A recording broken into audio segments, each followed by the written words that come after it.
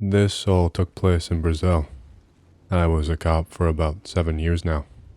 In the year of 2011, I was transferred to a city called Garanhuns in the state of Pernambuco.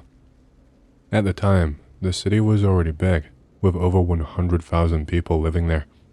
My job was not a chill job by any stretch of the imagination. I had to deal with all kinds of twisted stuff that you can even think about. Bar fights, shooting, knifings, you name it. Bums using drugs and stealing shit around the town was also a pretty big problem, but all of that did not happen as frequently as you would imagine. Garanhuns was a pretty peaceful town for its size.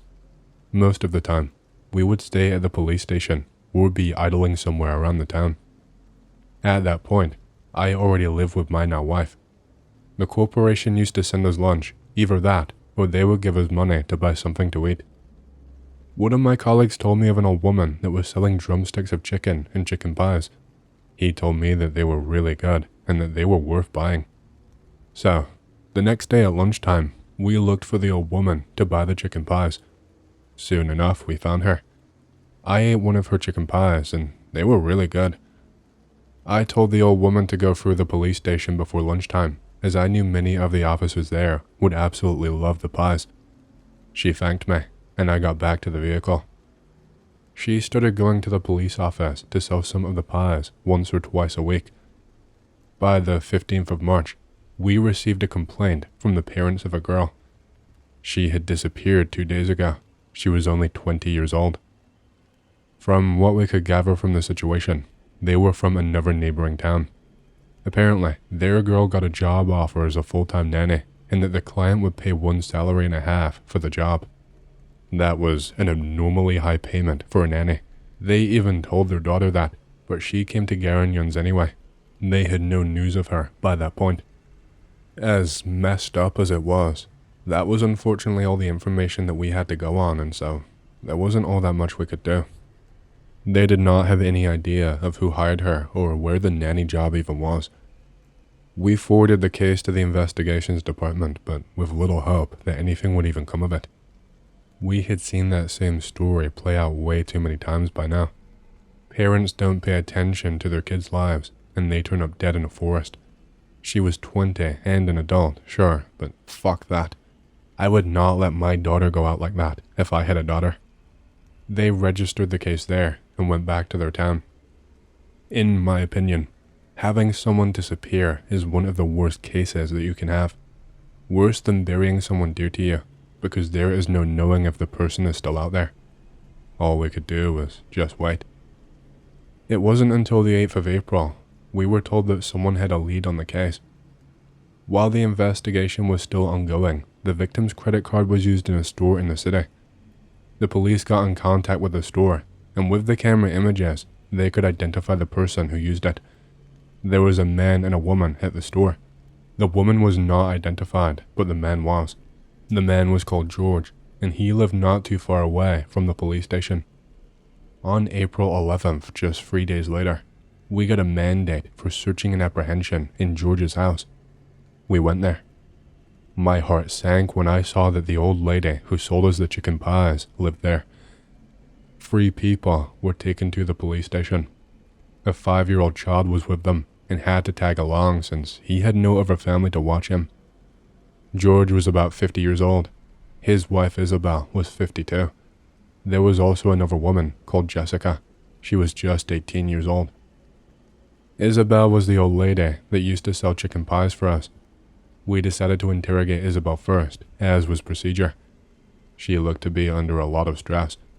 I didn't think she was involved, so I thought this part would be over very quickly. They actually had found the used credit card in George's stuff. As the interrogator began talking to her, she began to stutter on her words. I was listening to the interrogation, but I was not in the room.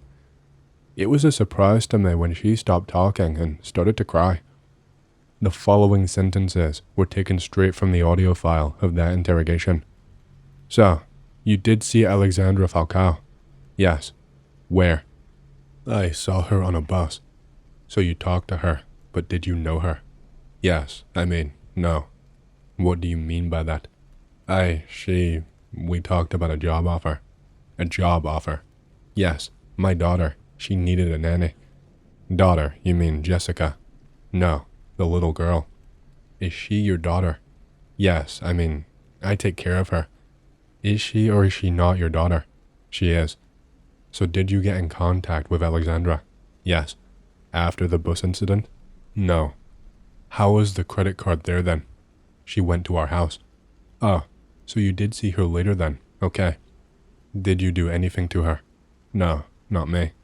What? So, was Alexandra harmed in any way while she was there? Yes, she was. What did you do to her?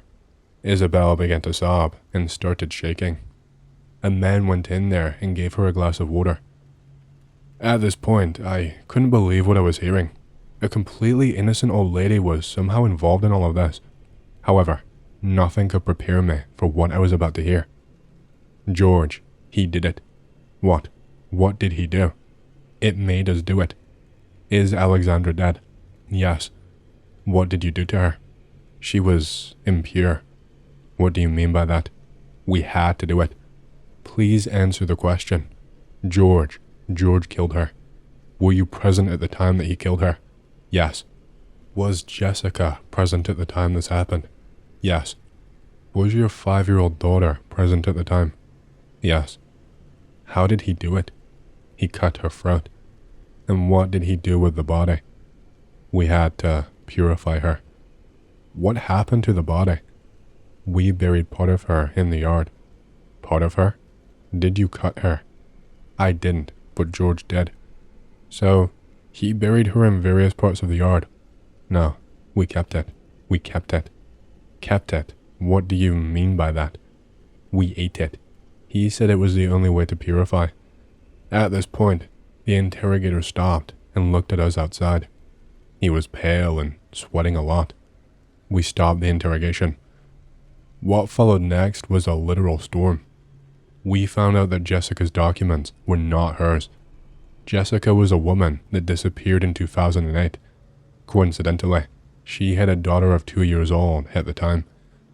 That led us to believe the worst by now. After the interrogation, we found out that her real name was Bruna and that she was involved in all of this. She confessed that they had killed other girls before and that they had consumed their meat. That is all of the info that she told us before she went quiet. Bruna was very cold and did not display any emotions.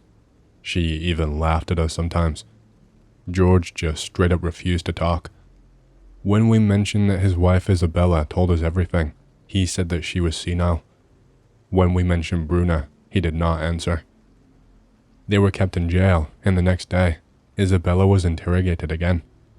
This time, the interrogator wanted to know more about what happened and where exactly the bodies were. This time, it was like Isabella was another person. She did not display any emotion whatsoever. This time, a male and a female officer were questioning her. I was once again just outside the room listening to all of this. The 5-year-old was also questioned by a professional, and she described everything in detail. So, we talked to Bruna. How is she related to you? She is my husband's girlfriend. His girlfriend? Yes. Were you okay with that? Yes. So was Alexandra to be his girlfriend too? No, she was impure. Impure? Yes, impure. George said so. How much meat did you get out of her body? 10 kilograms. So, okay then. How many days did you eat from that meat? About 2. Only 2 days? No, not 2, about 3. 10 kilograms of meat does not last only 2 or 3 days. It would have lasted at least 2 weeks. It didn't last 2 weeks because Bruna ate more than me. So she ate a lot then. She was on a diet, but she liked meat a lot. But I like rice more. I don't like meat very much. So it only lasted less because of Bruna and the little girl that liked it. Did she know what the meat was? No, she didn't know. She thought it was just normal meat, so I think it lasted 5 days. And you ate a lot of that meat. No, I don't like meat very much. So, it was all the others that ate it. Yes, the little one ate a lot of meat. So, how did she know about the people getting killed? I believe she saw everything. all of the procedures. Okay, so you ate the parts of the girls. Which parts did you eat? Normal pieces, like liver and normal parts of the body. Did you eat her heart as well? No. Are you sure? Yes. Didn't you feel any kind of remorse for doing all of this? Yes. But either way, you still went through with it. You used that meat to make the pies that you were selling, didn't you? At the time, I was selling peanuts. But you were also selling pies at that time, weren't you? Yes, but I was selling peanuts. But Bruna said that you used the meat to make the pies. That was a lie. Bruna did not say that. He told her that to make her speak, to rile her up in the interview. But these were made for our home. So you made them for you to eat. Yes. And how would you differentiate the ones that you would sell from the ones that you would eat yourself? Because I was selling peanuts. That's a lie. You were selling pies. I saw you selling pies here. I know I sold to you once, I think. So, you used her meat as filling for the pies, right? Yes, I used it. Okay. And you did the pie? Yes. And sold them? Yes. So why don't you confess then? But, I sell peanuts.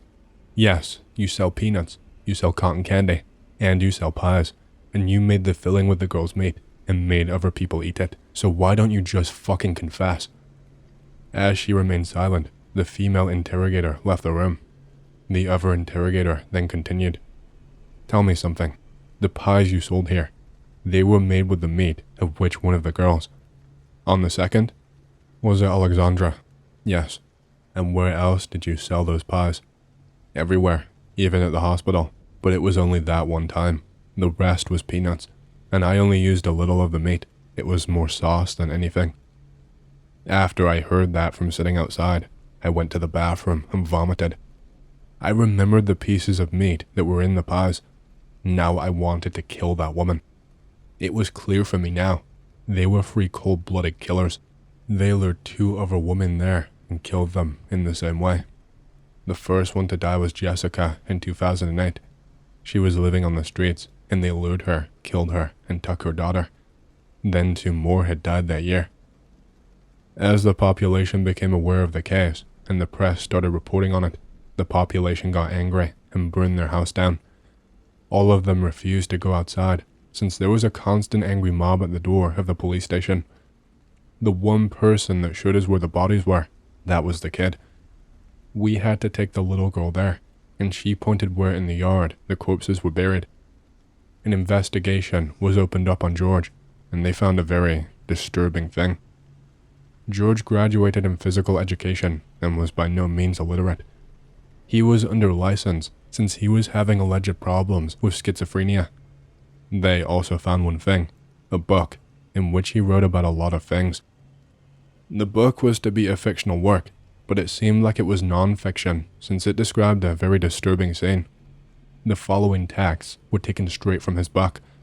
Notice that he changed their names in the book, Isabella to Belle and Bruna to Christina.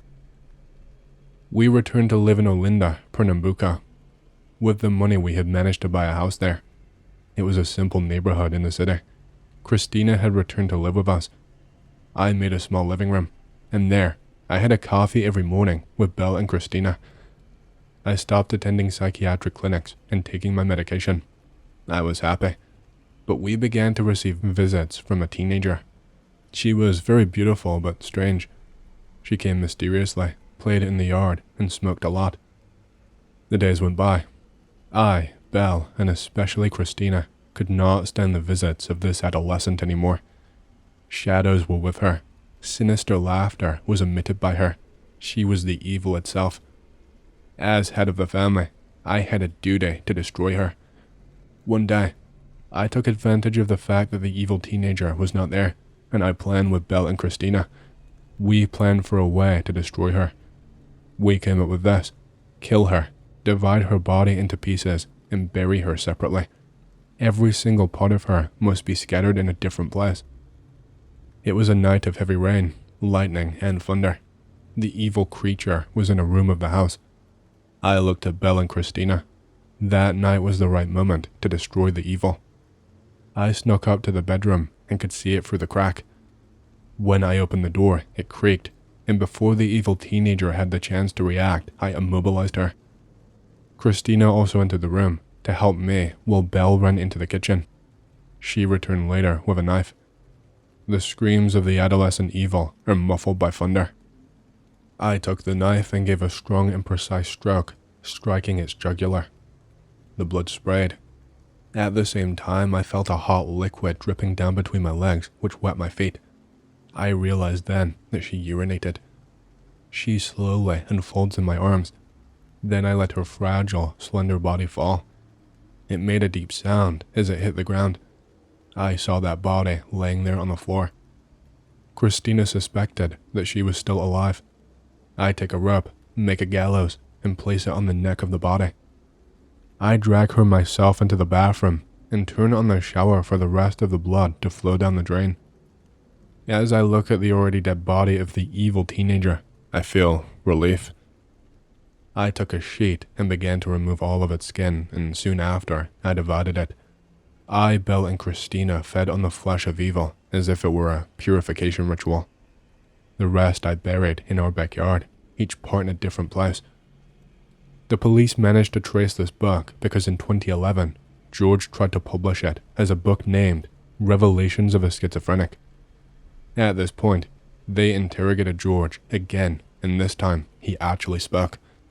"So, George, we found your book." I say, "It's really well written. Thank you. So, in it, is this girl you mentioned, Jessica?" "Yes, but I didn't do it. I don't remember doing it." "You don't remember, but you still did it?" "Yes."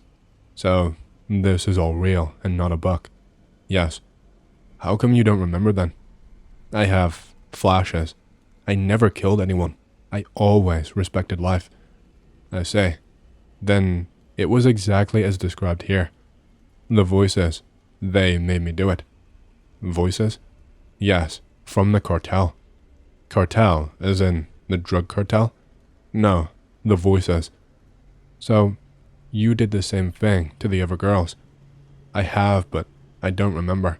I am speaking the truth." "And why eat their meat? Why chop them in pieces?" "It's the 4 elements and the 5th element. Water and earth are the legs, air and fire are the arms, and the 5th element that is God. It's a purification system that the voices tell me." "And what does it have to do with the killing?" "To bury each part, and each part be blessed." "Did you feel any pleasure while doing it?" "No, I felt pain and sadness." "Why did you eat their meat?" "It was a purification system." "Tell me more about the cartel." "They are the voices." "Who are they?" The interrogator stopped there, noticing that he would not talk anymore. Other things happened after that. It was noticed by the psychological evaluation that all of them were very cold, and that George was not as insane as he wanted to make himself seem. Another search was made in what was left of the house, and many candles were found. A notebook was also found. It was Bruna's diary. In it, she detailed all of the murders, as well as her everyday life with Isabel and George. She detailed times that George would also disappear for days and then reappear. Some papers written in English were also found in the house. They were handwritten but also burnt, so there was no way of reading more than a few words on the pages. It was then that George's brother looked for the police, saying he was being threatened by someone. He was offered police protection the next day, but he just point blank refused. He did not say why. He didn't say who was threatening him either, or why. Both Isabel and Bruna were giving mixed answers about the cartel. They said that either they did not know about it, or never heard about it. This was definitely a lie.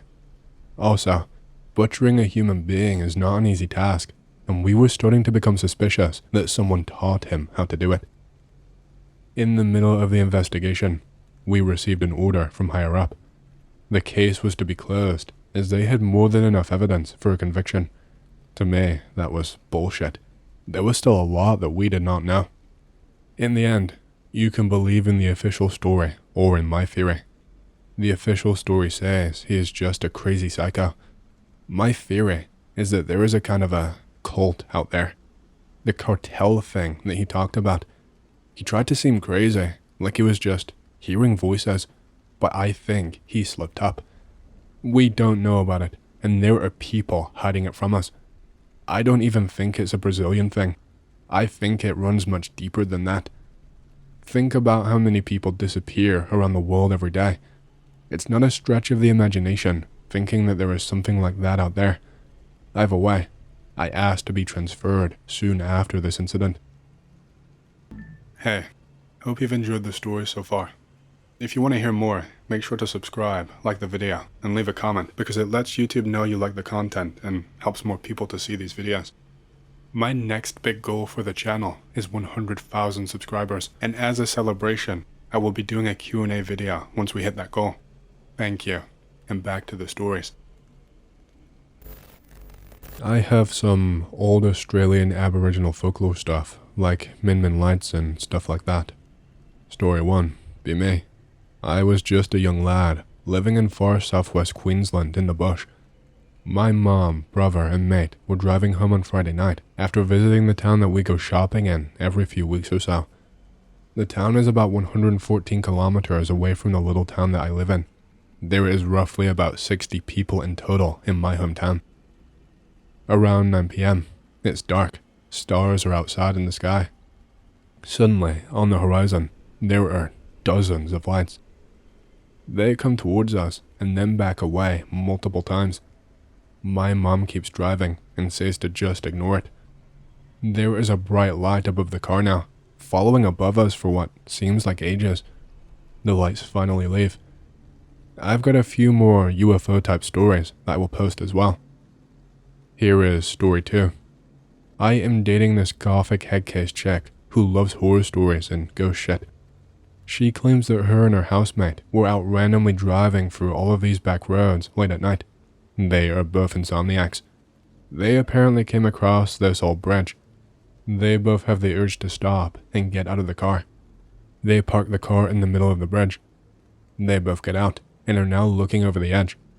They both suddenly get this weird urge to jump off of the bridge. They look at each other as this weird feeling fills the air. They jump back in the car and speed off. As they do, GF looks in the rearview mirror and sees a girl in all white, soaking wet, standing in the middle of that bridge that they were just on. They nope the fuck out of there when they see this. I am really skeptical of stuff like this, personally. One night, we are all driving around, being idiots as usual. I used to work the graveyard shift until 1 a.m, and afterwards, we would drive around until I felt tired. We're out driving out on country roads this time. I'm in the back just chilling. Her and her housemate are up front. We start to come around this corner, and I start getting these weird chills, and I can feel goosebumps and my hair standing on end, so I ask everyone else if they are cold too. It's weird because it's in the middle of summer in Australia, so I should not be feeling this cold. We keep driving. The feeling of dread starts to fill me. I just can't shake this uneasy feeling. We come around the corner, and there is the bridge. I'm like, why did you bring me to this place? They go, we wanted to see if you feel anything or see anything. You don't believe in this stuff, so we wanted to say. I tell them, let's just keep driving. My girlfriend says that she feels sick. She starts to tremble and starts spewing outside the car window. We pull over and she throws up a bit and then asks us to keep driving. Suddenly, her housemate sort of moves weird in his car and starts to drive super fast. We ask him to slow down multiple times until the point where we are yelling at him. I sort of hit him in the side of the face and he shakes his head and looks around and goes, I need to pull over. I say, get out of the fucking driver's seat. What the fuck are you doing? He complies and sort of slowly lumbers out of the car and gets into the back seat, and I drive us the long way home. We never went back to the bridge. I heard similar stories from other locals and other people that go driving out to the skid pad near there. This final story did not happen to me, but an old friend of my great-grandpa. This dude was a drover back in the settler days and was out droving cattle and sheep from one large outback station to another. It was a 2-week travel on horseback. Now, This is back in the days before Aboriginals were put on the missions, the reserves, and were still migratory people. There are these dudes riding along, and some sheep get spooked and take off for the scrub. He starts off after them full pace on his horse. He is riding through the trees and hits a tree hard with his arm, and he goes off his horse, and he wakes up surrounded by Aboriginals. There is an obvious language barrier, etc. His arm is in pain. He looks at it. It's clearly broken, swollen up, and filled with infected blood. He is sort of in and out of consciousness and has no concept of time. He remembers at one point an old Aboriginal elder chanting and stroking his arm, and then the infected blood running out from under his fingernails. The next thing he remembers is getting woken up by one of the other drovers that he was with. His arm is in a splint made of buck sticks and some sort of fiber twine. He had been left horseless at a watering hole that drovers and Aboriginal tribes visit. They told him he had been missing for 1 week, and after he rode off and never came back, they searched for him for a day or so and then continued on, as they assumed him dead. I think I found some sort of subterranean tunnels to the center of the earth when I was a teenager. And yeah, I know it sounds like some weird schizo shit, but hear me out. So, we had this shed in the back of my yard when I was a kid. There was a big old pine tree next to it, and these big cement pavers. I flip them up sometimes to find bugs and stuff. One day I do this, and I find there's a hole about the size of my fist underneath it. I prod it with a stick the length of my arm from the tree. The entire stick just vanishes. So then, I take a shovel from the shed and dig around a bit until it's big enough to fit through. I've broken into some sort of tunnel that runs at a gentle slope down deeper into the earth. So, immediately, my adventure boner gets rock hard, but I am not a fucking idiot. So I go grab a flashlight and a walking stick that I whittled into a spearish thing before I head further down. I hop into the tunnel and head downward. It seems man-made rather than natural because the walls are mostly dirt / loose rocks held in place by a coarse white cloth. As I head further down, I begin to feel invigorated and energetic, probably mostly because of the adventure, so I take a running start.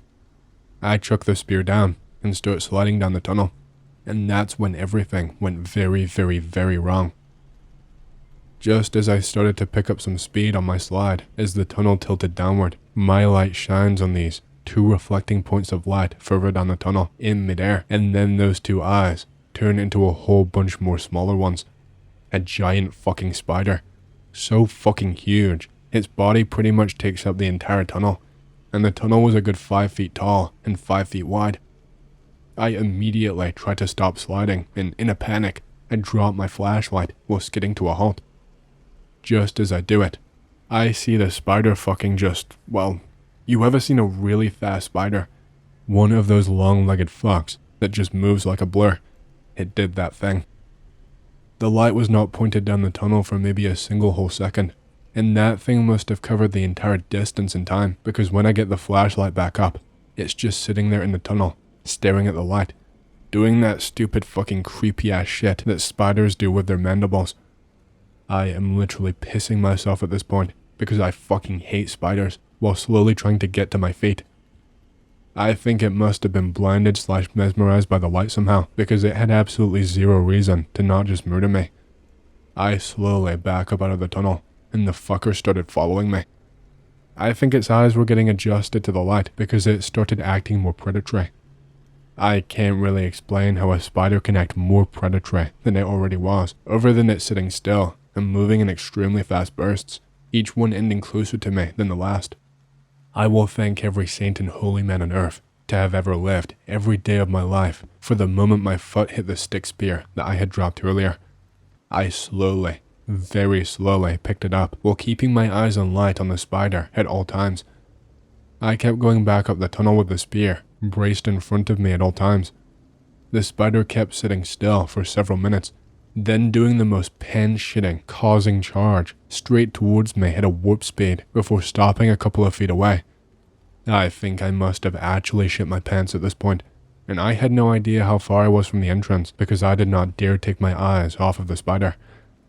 The next charge it did, it only stopped about 10 feet away from me, and I somehow just knew in my gut that it had finished sounding me out or whatever, and would go for the kill next time. I had the spear and all, but I was smart enough to figure that a spider that big, with all that speed and weight behind it, would probably smush me even if I stabbed it first. There was a standoff of sorts for a minute, where we just stood still and stared at each other, and I could fucking swear I saw just a glint of something in that fucker's face. Intelligence, rationale, something. I don't think it knew what I was. Probably was also used to probably running and shitting the pants instead of standing their ground. I am still not sure how I did that to this day, though admittedly, I did do the whole pants shitting thing. So, at this point, I am pretty sure I'm going to fucking die, and not just die, get eaten by a goddamn giant fucking spider. It's that sort of weird combination of scared shitless and pissed the fuck off that can give someone strength in a bad situation. So I decide fuck it. If I die, then I die fighting. So I chuck the flashlight at the spider, take my spear in both hands, and charge the fucker in the dark, stabbing and screaming like a madman. There is a bunch of weird rustling noises, and then my spear connects with something solid and moving. I pull it back out and stab it again with all of my weight behind it, and this time, I feel it actually penetrate and sink into something soft and fleshy. There is this weird-ass vibrating noise, almost a sort of thumping or humming combination, but I'm pissed as fuck, so I keep stabbing until I realize I'm just stabbing the walls and the spider had fucked off. I pick up my flashlight and walk back to the entrance, bury the fuck out of it, and never go back behind the shed again. I still am like 50-50 to this day, whether it was a dream or not.